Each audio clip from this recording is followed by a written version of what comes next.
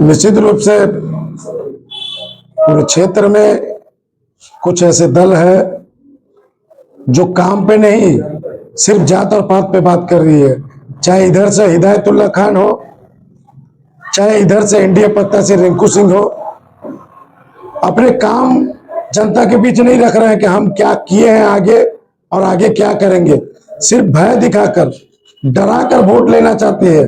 हिंदू को कहता है कि हिंदू खतरे में है और उधर से हिदायतुल्लाह खान कहते हैं कि मुस्लिम खतरे में है। इस तरह का आखिर कब तक चलते रहेगा।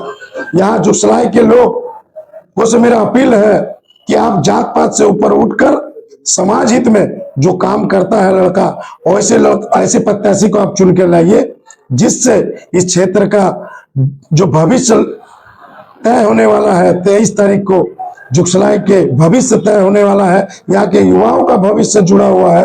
तो मैं जुगसलाई के देते में जनता से अपील रहेगा कि इस तरह का जो भेदभाव से ऊपर उठकर क्षेत्र में काम विकास पर चर्चा करे। और मेरा अपील रहेगा आपके माध्यम से कि जो व्यक्ति काम करता है उसी को चुन के लाइए।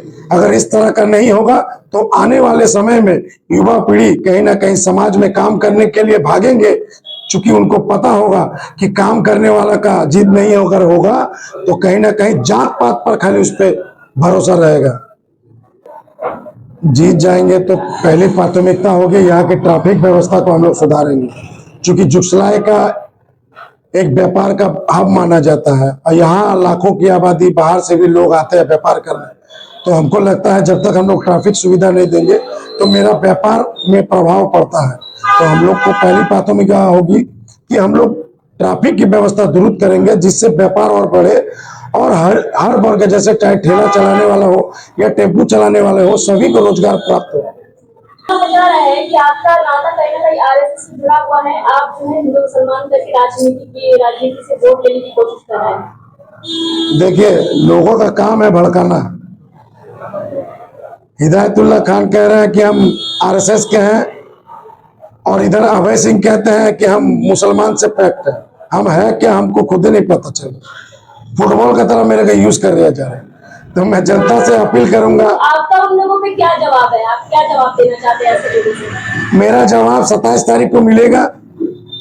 जो जिस तरह का भ्रम लोगों को बीच फैला रहे हैं उसका 27 तारीख को रिजल्ट आने के बाद उनको प्राप्त हो जाएगा।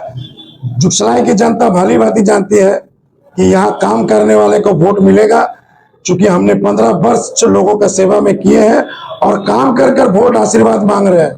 और वो लोग हैं पहले सोचते हैं मुझे आशीर्वाद दे उसके बाद हम काम करेंगे। तो इस तरह का आज आप चुनाव के अंतिम दिन प्रचार में ही आप देख लीजिए, 2 प्रत्याशी है वो बाइक में घूम रहे, बड़े गाड़ी में घूम रहे हैं।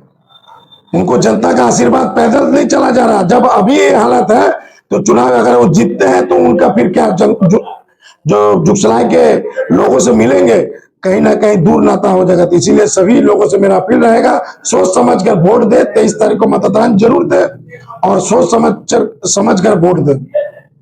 जनता के लिए आखिरी नारा, आखिरी संदेश है? जनता से मैं यही अपील करूंगा, मेरी पत्नी श्रीमती डॉली मल्लिक जी अध्यक्ष पद के लिए खड़ी हुई है, जिसका चुनाव निशान चूड़ी छाप है और क्रम संख्या 3 है। आप लोग एक बार प्लीज हम लोग को आशीर्वाद दे।